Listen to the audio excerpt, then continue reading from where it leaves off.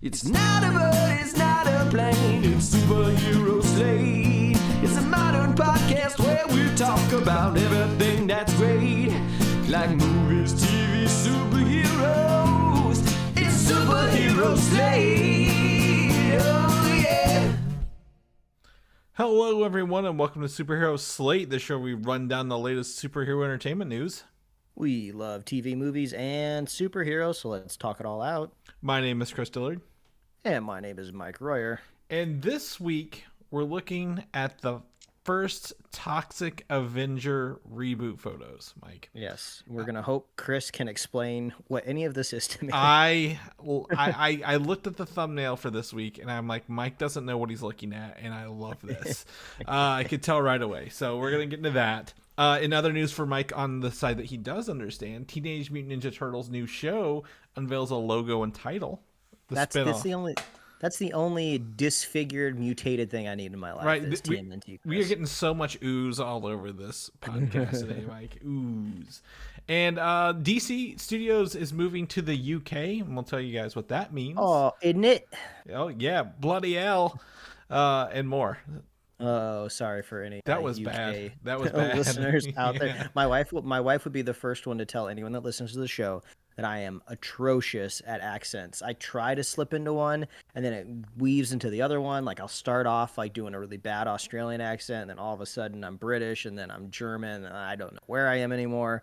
So yeah, I've never claimed to be good at it. Man, you're doing great, and I love it. So don't feel too bad about it. Well, it looks like the podcast did not fall apart last week, Chris, Yes. as we went live for our very first time. Yes. On YouTube. And we're So trying it again was this fun. week. So, cross fingers that this is going well for anyone who isn't watching right now. So that's for sure. No, Yeah, I think we had some like technical audio difficulties last week, but you know what? It's a learning process, and Yeah. we're always capturing the raw audio on our ends anyway. So we actually capture so much raw audio before we started recording. I totally didn't know that when you upload audio files to a shared Google folder, like those count towards your storage space. So I'm like, well, I thought 200 gigs was going to be enough for like paid storage on Google. Like, where's all this space going? Then I didn't realize all the audio files I've been uploading for like 7 years, going on 8 here, were counting towards my storage space. So I just purged like all of last year into the folder. Oh, it feels like so good. Like file storage, it scratches like the same itch in my brain as just like tidying up like an in real life closet or like your desk or something like that. So it was extremely satisfying. Just like, ooh, yes, goodbye a whole year of audio. And there was a part of me, Chris, though, that was just like, oh, but I could maybe, because this is all my side of the audio, right? Oh, yeah. I should run all of this through like an AI and make an AI version of That's myself to have all those pure samples. But then with this new version of iOS, like you just read like a couple phrases. Like I don't need years and years and years of examples of my audio to clone myself, which is even creepier, right? You would have think like, oh, maybe like a decade ago, if they were doing any sort of like voice cloning at all, they probably needed a ton of like, at least raw at material. least a T1000, right? Yes, exactly. I've seen Terminator 2. But yeah, they figured out the words and phrases you have to say to like cover their entire basis for making a live voice. And the weird thing about the iOS update is once you do that, it takes about 30 minutes, and it goes through, does this rendering, comes back, and you can turn on this accessibility mode and literally just have it read anything you type. And I'm like, oh, I don't have to talk anymore if I don't want to. So this is fun. But I got to imagine it freaks a lot of people out because, I mean, we're in a position where we're kind of familiar with what our voices sound like, more especially you, Chris, because you I listen to both of us. You do the Lord's work of editing the podcast, right? But I got to imagine there's a lot of people out there who just don't know what they sound like, and they're going to put it into this robot, and they'd be like, oh, this sounds like shit. This doesn't sound like me, and not understanding like, oh, no, that is what I sound like. Well, and the thing's like, so those people who claim they don't have like an inner monologue and they don't know, they don't have that, and then they hear themselves, are probably like even more weirded out by that point. So yeah, absolutely. And thank God to Apple that they buried this, what's it called, like live voice or something like that, or you gotta dig through the features. You gotta dig through it. Yeah, it's not something like, oh, hey, you do this first. Like you gotta dig in there. So people aren't going to be like, I guess I wouldn't say they're abusing it, but like they're not going to. A lot of people aren't going to be digging out of that one just yet, right? They've got to adjust to all the little changes, but yeah, absolutely. We are live. We're having a good time, and Mike has freed up some Google Drive space, and that's really important in today's age because they keep adding more and more and charging more and more, and they're not making things smaller anymore, Mike. That's a fact.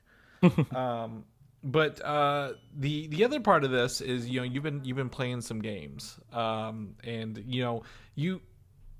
you're I would say the game you're about to say. Mike's been playing the Zelda games. We're not gonna bury the lead here, but Tears of the Kingdom, that is the new one. Is that correct? Yes, I'm finally kind of catching up to the current day age of games on the Switch. Yeah, and so tell me about. I've not played this. I didn't play Breath of the Wild. I've not played a Zelda since the gold cartridge original and then the sequel. So tell me more about your Tears of the Kingdom experience as you've kind of gone on through that. Yeah, so like I wouldn't say I'm necessarily a Zelda fanboy, but this does feel very similar to back in the day when they did Ocarina of Time and Majora's Mask, right? Because they're using the same game engine, right? And we're kind of getting a similar experience, but different location and different story, at least within Majora's Mask. Tears of the Kingdom, it's been fun playing. I'm still at the very beginning, right? I'm still kind of getting my wings, if you will. Because you're falling from the sky. That's the pun there. But they're using the same game engine. They're using the same world technically, but the overworld has been changed a little bit. Like all of the roads kind of point and go in different directions, but all of the same land masses are roughly in the same spot. But time has passed, villages have updated, so that's been really interesting. But also you can kind of see the game design at work, which is kind of fun in a way, because they're taking story elements and kind of redoing them in a different gameplay way. So in the Breath of the Wild, you had to go around and kind of, because you had amnesia after waking up after 100 years, and you had to regain your memory. So you went around to these different parts of Hyrule, and you would kind of look at like a tree, and all of a sudden your memory would come back, and you'd get a vision of what you were doing with Princess Zelda at this tree 100 years ago. Now they're kind of like these, like, I guess these are the literal tears of the kingdom that have fallen, and you have to find them across the map, and then it gives you an insight of what Zelda is doing. I don't know. I'm still early enough in this game that I don't exactly know what's going on, but it's interesting to see them. They're basically remaking the same game as Breath of the Wild, but trying their best to reinvent everything within like the puzzle piece and the engine that they've built themselves with. The only thing I know about this game compared to the first one is you build the hell out of whatever you want. Like you literally start, like you learn to like meld pieces together and power it with energy and stuff like that. And that's all I see are just people's creations all over the place on the internet. And that's been really fun because in Breath of the Wild, you get like these set of like special tools, right? You get the ability to lift things, to make ice, to I'm trying to even remember some of them, to freeze time. And once I got far enough into the game, I really just leaned into the combat, and I never really used a lot of these tools to like fight things in the overworld.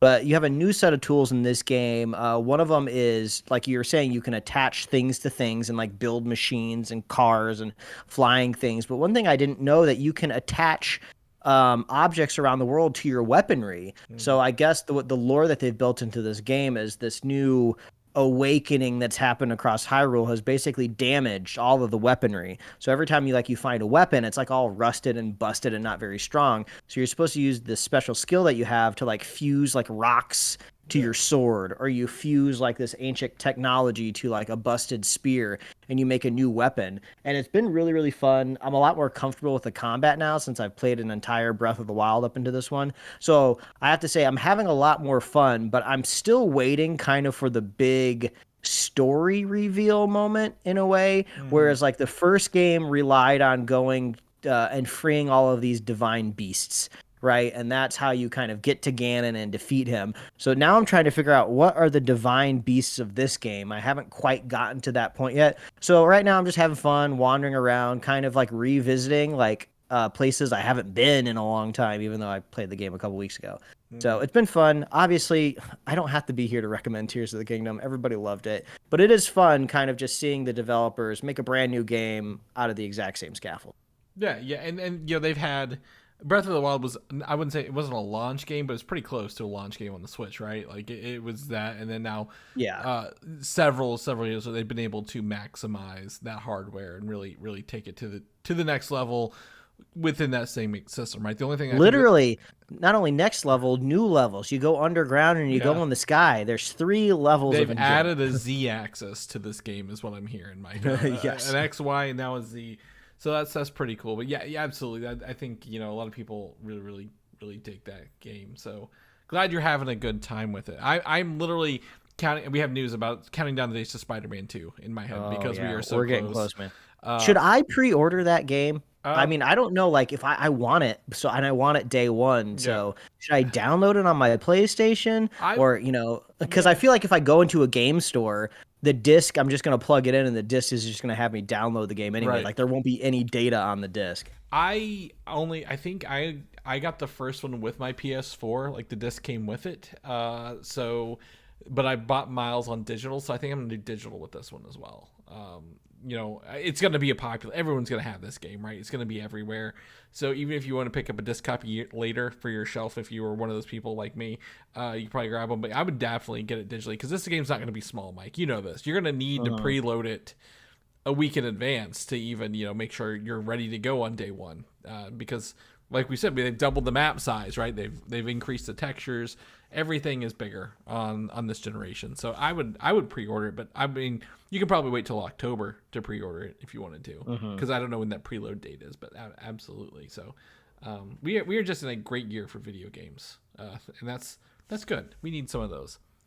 And also some housekeeping before we begin. We're going to be doing a separate review episode for One Piece after this. So if you're listening live, stick around, and we will be coming back for One Piece afterwards. And if you're not, and you're listening to us on your commute on Monday morning, or whenever you listen to us, whatever, we're going to be doing a separate One Piece review episode for the show because we both finished it and we want to talk about it. So I think that's going to be fun, Mike. That's going to be a good time. We'll be able to dive into that. And honestly, just to be transparent there, the news this week was kind of sucky. It's very light news this week. It's never stopped us before. We've always made long shows or at least a full episode of everything, but we figured we could tack on One Piece to make up for the news that's kind of being hit or miss. But who knows? Things could start exploding here in the next couple of weeks when it comes to news because the writer strike is seeming like it could be wrapping up soon. We're recording / live streaming here on Sunday afternoon out here on the West Coast.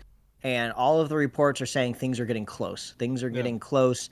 I saw just before we hopped on here that it looks like the quote last and final offer has been put down on the table by the studios, but that means nothing. Their last and final offer was also like 4 weeks ago, and look where we're here right now. So I would hope that if this gets done, the actor strike gets wrapped up quickly too, as well, and just we can get back to just talking about all the leaks and news and rumors. I want real news. I'm tired of all these speculative news articles in this time of like, well, it's this person's attached to this project or this person's writing this. I'm like, no, they're not. And no one has been hired or fired during this entire strike. Like, this is all new. This is all speculation. So let's get on with some actual news so we can look forward and start looking at release dates that are going to change inevitably at the end of the day. But hopefully, again, everything wraps up quickly and fairly. And I think a lot of the actors' concerns are also the same that the writers have. So in terms of AI and stuff like that, likeness stuff. So hopefully they can meet the same thing, right? Have good fairness overall. But let's just jump into the news. The first topic here is something we haven't talked about in a very long time: Man of Steel, the movie that kicked off the DC EU 10 years ago this year. David S. Goyer has been out doing interviews. I don't know. He must have a new project going on because I saw a bunch of articles about things him talking about Blade and Man of Steel and all the Nick Fury movie he wrote in the late 90s for Fox or early 2000 for Fox. That they eventually rewrote. He's been out doing something. But David Goyer, who was the writer of Man of Steel, reveals that they met with Tony Scott, director of Top Gun and other movies, about directing, and he was one of the 2 finalists with Zack Snyder in that time frame. I think a Tony Scott Man of Steel movie would have been entirely different movie than what we saw on the screen. It is really wild to think about because, you know, every movie kind of has the second place director that almost made it. And, you know, you think about like, oh, that could have been a different movie, right? Like, imagine if Ant-Man actually was fully directed by Edgar Wright. Yeah. It could have changed the MCU, like, you know, but probably not as wholly as a different director than Zack Snyder kicking off Man of Steel. Like, if Zack Snyder wasn't on Man of Steel, the last like 10 years of DC would have been 100% different factually, right? So it is pretty wild that there was that inflection moment. And I don't, and you know, Tony Scott obviously he passed away in 2012. You know, probably would have made when at the end of the day would have made the movie, right? With that being in there, but you know, there is no other, very few directors how about this have cult followings like Zack Snyder, right? Like people who are just annoy the fuck out of you to no extent. So I think we might have had a much, I wouldn't say quieter, but a less maybe it's not offensive. What's the word I'm looking for? In your face. Yeah, we're not getting people spending money to release the Snyder Cut airplanes over Comic-Con, right? So it would have been entirely different beast. But we always joke about David Goyer being is he good or is he not good, right? Like we always like, where does this guy really fall on the spectrum? He's got so many hits and misses. Like how do you rank this guy as someone in the comic book industry? I feel the stuff I've seen him do, I'm like, if I had been, jumped right out of school and went into writing in Hollywood, I could have been doing what he's doing. But boy, I just, I don't know where he falls, man. Like, right? Like, do you have any, I guess, feelings on David Goyer just whenever we say the name out loud, really? It is like, I feel like I simultaneously like hate and love his superhero movies at the same time. It's like, what do you even do? It really makes me want to reserve any sort of harsh judgment. I feel like if I met the person, right, if I met them and they were really, really nice, I'd probably give them the benefit of the doubt on everything just because I'm just like that. But if I met them and they're like a dick to me, I'd be like, oh no, those Batman movies were flukes. right. Like he starts, Blade 1, good. Blade 2, good. Blade 3, ooh, not so good. He also directed that one, and I believe he says that Blade Trinity is like the worst experience he's ever had in his life. And then people may or may not know the stories of Wesley Snipes literally refusing to do anything with the director, David Goyer. He wouldn't even open his eyes for a scene, so that's why they had to CG his eyes on a table whenever he opened them up. Have you ever seen that scene? Whenever the CGI? Oh God, no, I didn't know this at all. Yeah, like it's everyone, even Patton Oswalt's in that movie, and everyone's like, it was awful. Like Wesley Snipes was like a diva the entire time. So yeah, and then he goes and does Batman Begins and does the story for The Dark Knight, Mike. And then he's like, you know what? I love doing this so much. I'm going to go write Ghost Rider Spirit of Vengeance, which I think is actually the better of the two Ghost Riders. Provided the story for The Dark Knight Rises, and then wrote Man of Steel, Batman v Superman. And more recently, something we talked about last year, Hellraiser, the newest Hellraiser, he was a writer on. And we kind of came in the middle on that. We're like, yes, fine. It's like, it was all right. Chris, I found the CGI eyes. Oh, right. Yeah, right. I had to Google it. Oh my God. It's bad. I suppose if you were in the movie watching it and you were half glancing at the screen, eating your popcorn, right? You might not have noticed it, but this still frame, it's like when in those kind of like medieval kind of Celtic movies, when somebody dies, they like paint eyes on a stone and they put those stone over their eyes in like a ritual burial. Oh yeah. It's like that's what this feels like. Yeah. So it's a movie not even Ryan Reynolds could save, Mike, at that point in time. But I was always bringing up like this guy has got he is all over the place on stuff, and I don't really. Yeah, maybe it's just his mood. Maybe it's the producers, the feedback, whatever. He's getting work. I can't complain. He's getting work writing superhero movies, and we're not. But like, I'm just. I just found the clip. I just found the clip of him opening his eyes. Yeah. And like, it looks like a pair of eyes behind a painting where the eye holes are cut out. Like I don't know why I was expecting for 2004 to have fully like CGI eyes, and maybe that's what this is, like, you know, a 3D model with, you know, with eyelids like rigged, but this just looks like After Effects, put a mask around the eyes, feather the edge, and then open the eyes. Oh yeah. Wow. Okay. Yeah, and so he didn't want to open his eyes because he was mad at David Goyer, the director slash writer, producer of the movie. Wow. So, yeah. Hilarious. Anyway, let's talk about the current state of DC Studios, right? The James Gunn, Peter Safran, presidents of the studios moving forward. Apparently, Leavesden in the UK, a studio, will get space added to become the primary product hub for DC projects. And yeah, go on. I don't know if it's the exact same hub or location where they do a lot of the Star Wars filming, but I mean that's another iconic kind of like franchise IP that they're doing over there in the UK. It's not Star Wars because this is all owned by Warner Brothers, but the UK does have several studios. This is right next to I think they did a lot of Harry Potter here when it was filming, and right now Game of Thrones, the dragon one, whatever it's called, is filming there currently. Oh, House of the Dragon. House of the Dragon season 2, yes, it's filming there. So, yeah, absolutely, they're very much, you know, a huge thing. Boy, what is the name of that studio over there for Star Wars? Now you've got me thinking about it, and I don't remember what it is. Yeah, it makes me wonder, like. I feel like moves like this in Hollywood never happen out of like creative necessity, right? You know, you could try to like pin this down to like geography, right? Like, whoa, is there like sets or locations over there that they're closer to that they'd like to film at? But then you know that they're just going to be in some sort of like volume or green screen room for a large portion of the movie anyway. So I don't think proximity has anything to do with it. It just really feels like there's a tax break over there that they're getting to move this entire production. Looking at it right now, they have at least currently 79 acres backlot. So with exteriors, and then a 540,000 square foot of indoor space that they're doubling. So they're gonna have about 1 million square foot of indoor space and all this outdoor space. I don't know. Are the actors they've hired for this? Are they British? Like, does it make it easier as well? I don't know. But you're right. And it's Pinewood. Pinewood is the Star Wars. Yeah, film. That's right.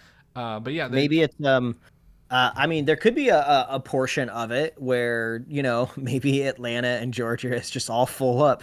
Like they've been giving out the best tax breaks, you know, for like well over a decade. It's got to be at least like 20 years now. And hey, we're just out of room, you know, get out of here, find someplace else. Yeah, and I'm actually looking this up. Not just Warner Brothers things here. Spider-Man: Far From Home filmed here as well. Barbie filmed there as well. So Fast 10, The Flash, Mission Impossible this year. Yeah, they've done a lot of movies over there. So to me, again, you know, you mentioned it's going to be green screen. I feel, you know, James Gunn from his work on Guardians, he does have CG, but he relies a lot on real effects, right? And you can see that in Guardians 3 with the all the aliens and you know, even the villain. So like I feel like he might, you know, like, hey, if we're gonna do it, we need to do it with real stuff. But yeah, I'm sure there's like financial reasons why to do it there, right? Like, so we'll probably hear some more as they kind of work into some productions when they kick back off after the strikes are over. So pretty excited for that. Let's shift some gears back into Marvel. We have some Marvel topics. Loki, in case people didn't know, is taking the Ahsoka approach, where Ahsoka is debuting Tuesday nights at 9 p.m. Eastern, 6 p.m. Pacific. Loki will now be doing Thursday nights at 9 p.m. Eastern, 6 p.m. Pacific, starting October 5th on Disney Plus, Mike. Hey, so now we don't have to worry about spoilers. Waking up to spoilers, morning. Yeah. You're right? Yeah. It kind of sucked to do the midnight release. I enjoy this actually. It kind of makes the evening fairly well. You know, it's like, you know, we stay up, we'll watch it and go to bed, and that's great. And you know, for you guys, I was like, well, how's that work for 6 p.m.? Well, you probably aren't on the internet as much for like 2 hours before Yeah, you watch it. So you just watch it while you're eating dinner. Yeah. That's how it works out here on the West Coast. so But yeah, if anyone out there is too young to remember, Thursday nights used to be the time to watch television, right? Must see TV Thursdays on cable yeah. television. If anybody has any idea what I'm We talking didn't have about, so cable. We had over the air, but I remember TGIF, right? mhm. That was Friday nights, not Friday at midnight in the morning. And we always had our family always had the Sunday ritual. Was the animation domination on Fox. We'd always sit down and watch that stuff. But yeah, very very excited to have another show, not be something I have to avoid for possibly 12 hours after I wake up to see spoilers. So get ready for that next month. And Marvel, the other show that was supposed to come out this year, which has been delayed to January's Echo. And the rumor is that in this time they've cut the series to 5 1-hour episodes to try new pacing. Like, will our 5 episodes better? If we take these 6 episodes and just cut them into 5, is that better? Kind of thing, rather than doing the 6 half-hour, 40-minute episodes, if you will.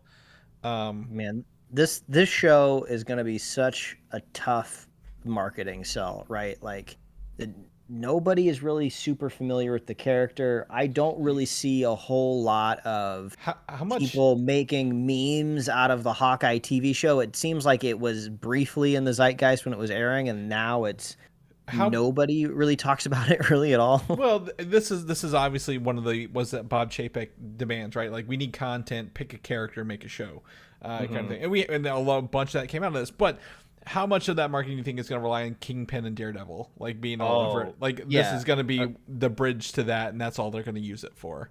Yeah, it's gonna be like Thor Ragnarok when they leaned into the Hulk in a lot of the marketing material. I gotta imagine that's what's going on there. And I mean, a binge model, I mean, this is an interesting experiment because this is maybe what's necessary, right? Like I've said a million times on this show, if you have talented people involved in your project, it doesn't matter what character or IP you're developing. Like, if it's good, it's good, right? The problem is getting people interested and invested in it.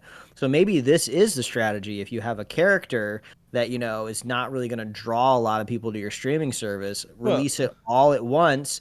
Maybe people binge it all in one weekend, like I guess a 5-hour setting, which is like 2 Martin Scorsese movies, or a Martin Scorsese movie and a half, depending. I think the Killers of the Flower Moon, is that what it's called? 1.5 Oppenheimers. How about that? Yeah, we'll do that one. Exactly. But so if the series is really, really good, people could binge it over the weekend, head to social media and be like, wow, I'm surprised to say this, but Echo was an amazing binge. You got to go watch it and check it out. One of the other things is, obviously they're trying to reduce costs on all these shows, right? One of the things you have to reduce costs on is marketing. And if you have a weekly show, guess what? You have a weekly marketing budget that you have to do, right? And everything's weekly. You have to create it weekly. Well, with the binge model, you just do it all at once. You do a before and an after, and that's it. And we'll talk about that a little bit, I think, with One Piece later. They didn't have to do a weekly marketing with One Piece. So maybe Echo, maybe they have something they want to try with this. Again, a binge release doesn't mean it's bad, right? Again, that's what Netflix does for most of its shows still. They'll do like 2-parters, but like it's not been done on Disney Plus. I'm excited to kind of see if it does pay off to just watch it all and not have to come back week after week and feel like you're being sometimes dragged over hot coals depending on what the show is. So yeah, that'll come out in January. We'll be talking about it more next year when that hits. The other thing coming out next year, hopefully, if it's still on track, is Deadpool 3. And Sean Levy, who was the director, says a sequel pays respects to Fox's Marvel history. And people are taking that to allude that maybe it's a proper send-off for the Fox universe. Like, again, we've heard rumors. How many cameos have we mentioned over the past year, Mike? Everyone's on the table if you've been in a Fox property that was a Marvel show or movie. So honestly, could be anything. But we did see the on-set photos showing the Fox 20th Century Fox logo crumbled at that place where he was fighting Deadpool. So yeah, I don't know what to make of it, but it sounds like they've got a plan, right? And we're just gonna be sitting in rumor land until we get a trailer. Yeah, it makes me think this kind of gives me more of like a pivot of they're going to be leaning more, like you said, into these kind of more historic X-Men properties and maybe less into let's try to transition Deadpool into the MCU proper, right? Let's put Deadpool in a scene with Chris Evans. Let's put Deadpool in a scene with Loki or whatever. I mean, all that stuff would be cool, and maybe we could still possibly see something to that magnitude in this movie. But yeah, it seems like now they're like, no, since the Fox X-Men franchise is kind of officially dead in the water, because I feel like when Deadpool 2 came out, there were still kind of like, maybe we can get this going, maybe we can reignite it again, maybe we can reboot it. New Mutants hadn't come out yet, right? I So think there was Dark still, Phoenix wasn't even out by that point either. yeah. So there's still possibility and hope, but now since it's all dead, they're just like, oh yeah, bring it all out of the closet. I hope that I think one of the smartest things that they could do is get James Marsden for sure, because he has only gotten exponentially more famous since playing the role of Cyclops. So that feels like a no-brainer. He looks the same after all these yeah. years. He and also age. like who doesn't love James Marsden? That guy's great. So bring him back. Like I think Jean Grey would be possibly a good idea. Maybe Logan could kind of have some a send off there. I mean, Professor X, I feel like that's the big question mark, right? I feel like he's been cameoing in everything recently. Yeah, he got his Doctor Strange cameo in his real wheelchair. There's that.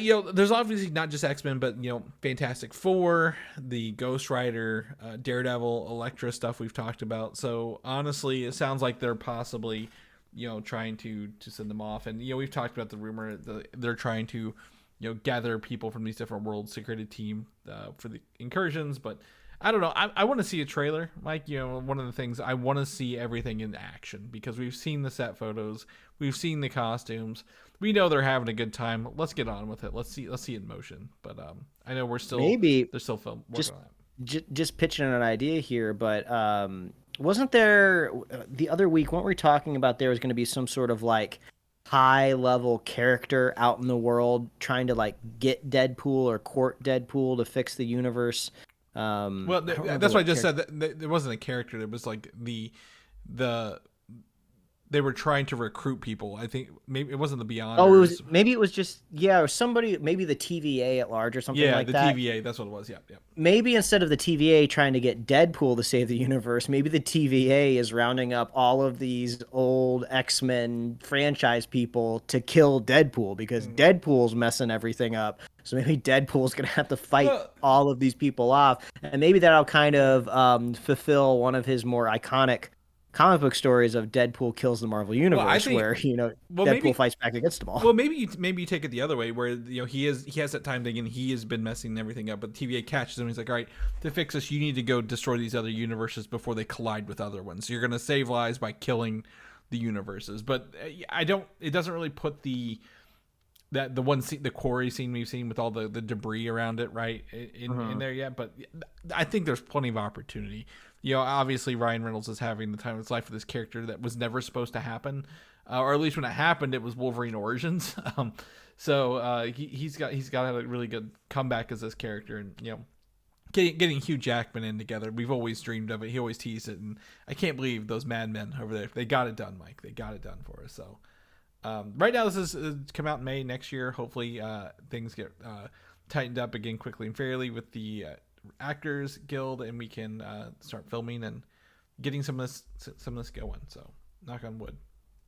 As I mentioned at the top show, Spider-Man 2: The Game has gone gold, and do you know what that means, Mike? I found a lot of people didn't know what this phrase means. I don't know what it means. They've essentially printed a gold master disc. This is the disc that they will make all the pressings from, the copies that go out into the wild. Okay. So it's not like it's gone platinum or something with pre-orders. Yeah. So gold, they've essentially it's referred to the gold master. This is the master that will be pressed on everyone's copies that buys the physical disc. So that means they are on track. If that's out in the wild, that means they are on track to make that release date, Mike, of 10. I mean, I'm pretty shocked. I mean, you might have a better memory than me, Chris, of kind of keeping track of the history of development of Spider-Man 2, but did we get any real delays for the production of this game? It seems like they were very on schedule. They did not give us a release date till this year, is why. They were That's like, how you do it. yeah. That's how you do it, folks. And that's what they did. There was at some point, I think that and because it's the Sony owns the studio, and that and Thor Ragnarok, not Thor Ragnarok, God of War Ragnarok, they met their release dates because they didn't give us a release date till it was on time. And I believe the first time they showed God of War footage, there was so much of like, just a bunch of people just being nasty, negative online. The guy who runs the studio was like, all right, fine, we're not releasing anything else until the month it comes out. And they kept to that, which was great. So it's great to see these studios, again, get the time they need, the support they need, and be able to kind of do what they want to make sure the best foot for a game is put forward, rather than people being able to tear it apart 3-4 years in advance. The other thing about this, people who played a demo, they recently did like I think a 20-minute demo for people, publishers and reviewers, that will have the ability to turn on fall damage for Spider-Man. Oh shit! And I'm like, well, that's interesting. I mean, that could be like a fun challenge. I mean, listen, after I finished Elden Ring, I just wanted to watch Elden Ring content on YouTube. That's all I wanted, and I want to see people do dumb challenges like beat the game without jumping. Let me solar her the whole time. Yeah, right? beat the game with just a stick, or a bow only run. So this could be like a fun way of like, maybe kind of like the grounded mode in The Last of Us, where like play without taking fall damage, which could be really hard. Yeah, well, and I think there's obviously they have trophies, right, on PlayStation. They could have some trophies for this. To me, the fall damage, I think I've maybe fallen off a building, landed on the ground like a couple times in the original one, but I just love swinging so much in that game from buildings. Like, I usually don't have to worry about that. And with the wingsuit, you probably have another option right before you hit the ground. So it's fun they have the option to turn it on if you want a more, I guess, quote unquote, realistic mode, but I don't think it's something people are going to flock to turn on right away. But oh well, we'll figure it out. I'm excited. This game comes out 10/20, the same day this new Super Mario Wonder game comes out for Switch. I think I told you that the other day too. So and guess what? There were no delays on that game, Mike, because they didn't announce it until like 2 months ago. So those people in Japan, they have it down. They know what to do over there with when they announce their stuff. So kudos to them. But also in the same vein of Spider-Man, Ultimate Spider-Man. We don't talk about this very often, but knowing that they are potentially rebooting the universe, Ultimate Spider-Man has also been a huge thing for comic books in the past 20 years. But a new Ultimate Spider-Man comic series has been revealed with one of my favorite writers, Jonathan Hickman, to write it in January. So a lot of his previous Avengers work led to the Infinity War in-game characters and the story arc. So this means that possibly in several years we may be seeing some of his Ultimate Spider-Man work make its way over to the MCU. Could you give me like just a really, really quick update on what exactly is going on over with the Ultimate Universe? Yeah, because absolutely. the last I checked in, the Ultimate Universe had kind of folded into the main Marvel universe, or at least they conjoined, just like all universes do in comic books. They like to branch off, then eventually bring it all back together to sell you a new #1 of Avengers or a #1 of Spider-Man. So I thought the Ultimate Universe was done. Yes. So it seems like it's coming back to life. So in Jonathan Hickman's Secret Wars, which is basing the upcoming movies on the Ultimate Universe and the regular Marvel Universe that had an incursion where they had to fight to see who would win. It was the last incursion. They were the last two universes and became up with Battle World later. So yes, the Ultimate Universe existed as a little pocket in Secret Battle World until everything was that ended and everything merged into one universe. Only two people from the Ultimate Universe made the transition over.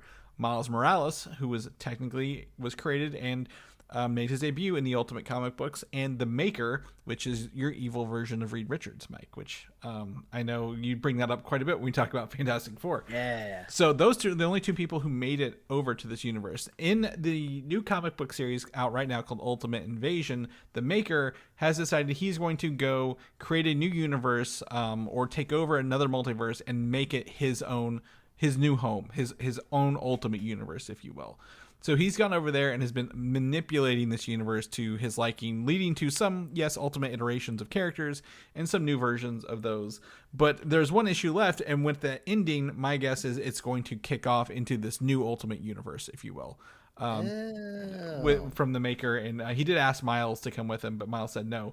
So I don't know what's going to happen or how this is Ultimate Spider-Man again, but I'm excited to know that someone who has been very influential in Marvel comic books and the movies stuff is going to be kind of taking over with that and giving us a new one, if you will. Did I answer your question? No, that did it. Okay. It's actually exciting. I feel like I don't read a whole lot of comic books anymore like I did back in college, but it's always fun finding like YouTube videos or like TikTok accounts that like recap comic book stories or arcs that are like newer out into the world, because it's kind of like that same itch that I scratch when I watch like recap videos on YouTube for TV shows. It's like, oh, I get to speed run all of these comics and I don't have to sit down and actually read them. Yeah, so that's what I just have you do for me on the show. Exactly. And you know me, Mike, my comic book weakness is the Ultimate Universe, and I own all the issues, and I've been picking up this new one, so I'm very excited to do this. I have heard rumors, and flag these as rumors, that there will be a new Ultimates comic series spinning out of this as well, and an Ultimate Black Panther, and I believe another, maybe Ultimate X-Men, or Fantastic Four, one of the two, coming, another team book, if you will, coming out of this. So if you're into Ultimate stuff and you're looking to pick up some number ones, as Mike said, starting over, next year seems to be the year to possibly be doing that. And now we're back into things that started off as comic books, Mike, to transition, but now are way more than comic books, and that's the Teenage Mutant Ninja Turtles. And Paramount Plus threw an ad up this week, and it shows the logo of Tales of the Teenage Mutant Ninja Turtles, Mike, the spinoff / I guess continuation of Mutant Mayhem. I mean, that is where the lion's share of all Turtles IP has always existed, is on your small screen at your television. That and your toy shelf. Yes, exactly. So, and I've been trying to find like really high quality like figures of these Mutant Mayhem Turtles, and like there's some like nicer ish ones, kind of like how Marvel has like the Marvel like Legends action figures, right? It's like they're better than a normal figure, but it's not quite like a hot toy or a sideshow collectible. So if there's ever like a sideshow collectible of like these Mutant Mayhem Turtles, I'm very curious. You were down for that, huh? Yes, but I wonder what the interpretation is supposed to look like on the small screen. Are they going to be using the same like 3D models, or I will tell you, looking at the logo, it gives me a flat feel, if you will. It's not even the same fonts as Mutant Mayhem, and I was like, it is Mutant Mayhem. Are they just taking the voice actors and the world and doing it in a different art style, you think, to make it cheaper, more quicker to produce for television? At the end of the day? Potential spoilers here for Mutant Mayhem. So if you haven't watched it yet, go watch it. It's great. Streaming on Paramount Plus, so I don't think there's anything stopping you from really getting out there and watching it. But at the end of the movie, these turtles are moving on to a new chapter of their life, and they're like out in the human world, like going to school. So I would imagine if like I was pitching a TV show for these turtles, that won't necessarily encroach on the sequel of the movie. Like you just show their like adventures in high school, right? Like what's the mischief that they're getting up to? How are they like adapting to like, life in school? That kind of seems like what you. To completely spin that in another direction, I feel like the Tales of the Teenage Mutant Ninja Turtles would be possibly stories they tell each other or tell other students, and they like kind of like flashbacks, and like how they did some of the artwork in the movie, like, hey, this is how we Michelangelo views things, kind of thing. So it could be that if they really want to do that, but hopefully it is a continuation, a bridge between the two movies. The big question here is how many episodes do they make? Because I feel like if anyone's familiar out there with like Turtles, even when they only get a couple of seasons right before like the audience ages out of it and they got to reboot it all over again, like they always put up numbers, right? I feel 52, like even usually a total 52 or so. Yeah, but if this is going to be like possibly streaming only, I mean, we're not entirely sure, but if it's Paramount Plus, it sounds like it is. Maybe it's only like 8 episodes, so maybe it is a little bit more like boutique-y, they're not really just gonna like crank them out. They'll be like, maybe like 6 or 8 until, the tide you over until the next one. I'm gonna probably be honest and say we're probably way off base, and this is probably like maybe like one of those more shows aimed at kids than we think it is. Like, like as you mentioned, aged out. Like maybe these are like Teenage Mutant Ninja Turtles shorts for Paramount Plus, and like maybe they're 5 to 10 minutes, and they do a bunch of them. So I just don't know. We have nothing to look on other than this logo, which is in our show notes, by the way. And I wish we had more about this because it's exciting, because Mutant Mayhem was so good and so refreshing. And, obviously it just really brought everything together so well that we haven't had something this quality Turtles in a long time. That, you're excited. I'm excited. I hope they continue it. Right. That's what I want them to do and ride that boat. And guess what? They didn't have crunch time on that movie, Mike, unlike Spider-Verse, because Spider-Verse is a great movie. Everyone who worked on it did an amazing job, but you don't have to like run your employees to death to make a good movie. And Turtles prove that at the end of the day. So, not good. We'll keep everybody posted, especially you, Mike. We're gonna be putting this in here for you. I will. Now let's get into our last bit of news here. Our last topic is the Toxic Avenger. And have you ever seen the Toxic Avenger movies from the 80s?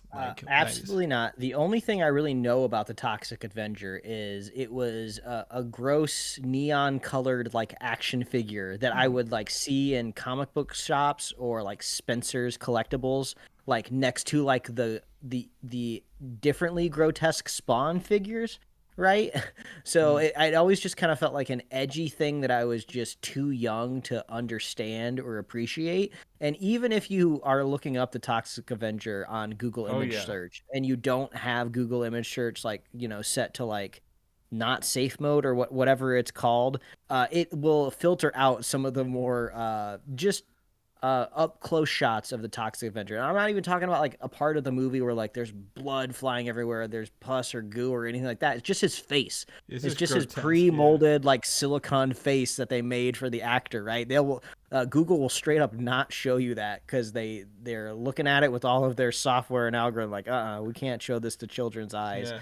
So I do know, Chris, on the thumbnail for this episode that I put Elijah Wood's face next to the Toxic Avenger. And I know Elijah Wood's character is not supposed to be the Toxic Avenger. So I did at least a modicum of research. Not a lot. So the Toxic Avenger and sequels and anime show were made by Troma Studios. And you may or may not know Troma. They are essentially a B-list studio that makes pretty gross movies, but they're not in the major wheelhouse of Hollywood, right? They'll do movies and they'll do B-list stuff, 80s, 90s. But this is essentially the, I guess, studio that birthed James Gunn as we know him, and that's why we kind of bring this into this. And they are doing a remake, I guess, or maybe a continuation. They're really unclear if this is a retelling or a remake of Toxic Avenger, and starring Peter Dinklage as the Toxic Avenger.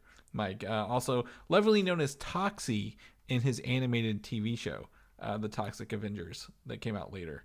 Of course there's an animated TV show. This is like RoboCop all over again, where it's like, let's take something very adult and make it for kids on TV. I am 100% sure I had, or at least has seen, remember growing up, toys for the Toxic Avengers. Oh yeah, I mean that is what my nostalgia is tied to. Like if you just search like Toxic Avengers like toys, and I'm going to be honest, so weird. You put these on a shelf next to Turtles toys from the 90s. Exactly. Pretty close. You are exactly right. I think whenever I saw a Toxic Avenger toy, I was just like, is there like an episode of TMNT that I've been missing? Because all of these characters, I've never seen them been before. Covered in ooze, and they have some sort of weird, quirky ability that we're just not used to. But yeah, so absolutely, that's what I'm used to. Obviously a very misfigured person who is very, I guess, big and powerful. Now, obviously, you cast Peter Dinklage in this, you're gonna probably end up with a different Toxic Avenger at the end of this. But from the EW article that we have linked in here, one of the biggest talking points is not Peter Dinklage as the Toxic Avenger, because they never show him. They have not given us to him yet, other than a shadow glimpse. But it is in fact Elijah Wood doing his best modern Danny DeVito penguin that you could definitely do. And that's what everyone's calling it. Like, he looks like the penguin, or he looks like Gollum if he never, or Frodo if he never gave up the ring and turned into a Golem at the end of this. There's like a little bit. There's like a bit in the article where Elijah Wood was saying that he wanted to do one of the things that actors do best, which is you disappear into the role. So when you're watching the movie, you don't think, "Oh, I'm looking at Frodo the whole time," or "I'm looking at Elijah Wood." It's just like, "No, I'm just looking at this character." And he also likens a little bit to the character Riff Raff from Rocky Horror Picture Show. And I can kind of see that with the haircut hairstyle. But yeah, there's that. We get Kevin Bacon, I believe, as a millionaire money bag villain in this. As you can kind of scroll down, you'll see him like with some sort of vial of goo, like that is obviously is supposed to be evil. But the reason I bring this up is this is a very, very interesting movie with a lot of very big names, and I don't know what to even think about it. Is this something I want to watch? Is this something you want to watch? Like, is it curiosity that's going to make me want to watch this more than anything else? Yeah, that's definitely what it is. And this kind of feels like, is this going to kind of be possibly like a sister like movie night to the new Spawn movie that's supposed to be coming out soon, where it's like kind of like a new kind of take on telling a Spawn story, where you tell it a little bit smaller. So maybe, I don't know, this is kind of like the vibe. Well, Spawn is the what's his name, McFarlane came out last week and said his script's not done and he's not writing it during the thing, so we probably won't get to see Spawn, but like wait a little bit longer. Obviously this is pretty much it's coming to Austin's Fantastic Fest, which I think which was already out this week, so people have already seen this, but I'm excited to see this. Is this coming to streaming? I don't know. Is this a streaming movie based on what it kind of looks like? This has Netflix written all over it, in a sense of it doesn't seem like it's tied to a big streamer already, and that's usually when Netflix swoops in and picks it up, because like, oh, it's already not a Warner Brothers property, or it's not a Universal Comcast. So I wouldn't be surprised if you see this on Netflix. Yeah, I'm trying to look at there is I'm pulling up the Wikipedia page here to kind of see.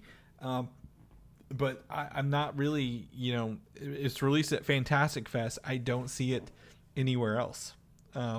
So maybe they're hoping to get someone to grab it, right? Like, maybe like, hey, we debuted at Fest. Someone will pick it up and stream it for us. But I want to see this out of curiosity, simply because I remember the Toxic Avenger toys from a child, maybe not so much the movies. But I am very interested to see what they do with this in this cast at the end of the day, right? So, yeah, everyone take a look at this EW article and just look at this, and then go look up Toxic Avenger on Google, like Mike said. The character, the person, the toys. He's got his iconic headband and his mop. Like, that is what I've always seen, and we kind of see like in the shadow, the last image here on EW. The nuclear green glowing mop, it looks like, right at the end of it. So very, very excited to just see what this is about. I don't even know. But that's the news for this week, Mike. We actually are going to hop off here, reset, and then do a One Piece review episode. So if you've seen One Piece, we invite you to come listen to that. If not, watch it and then come review it with us, or if you're really don't want to watch it, just want to listen to us talk about, hop in. We'd be more than happy to. But we're gonna go do that. But if people know what you're up to, what you're doing, where can they find you at, Mike? Well, they can find me at Mike Royer Design on Instagram, Twitter, and TikTok, and you can read my webcomic at liferewardsrisk.com. Chris, if people want to catch up with you, where can they find you? You can find me on Instagram, Valdan, VALDAN. Those follow 87 on there, VLADN87, or Video Game Systems of that same name on there, or come back every week, or sometimes twice a week, where we do this our superhero news show. But if people want to figure out where they can listen to it, where can they get all the goodies at? No, if you want to find out where all of our toxicity and our Toxic Avengers it's a System of a Down song. We're doing System of a Down songs now. It's all over at superheroslate.com. You can find us on Apple Podcasts, YouTube, Spotify, wherever else you love to listen to fine podcasts.